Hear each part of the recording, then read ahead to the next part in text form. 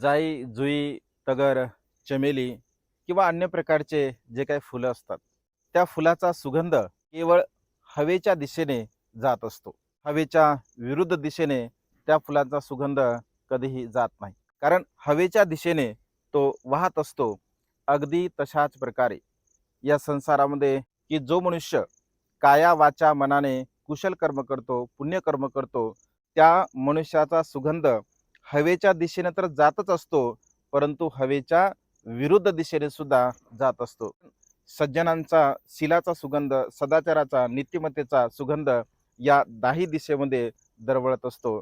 त्यामुळे आपण सदा सर्व काळ शीलवान बनण्याचा, गुणवान बनण्याचा, ज्ञानी बनण्याचा आणि प्रज्ञावान बनण्याचा प्रयत्न केला पाहिजे.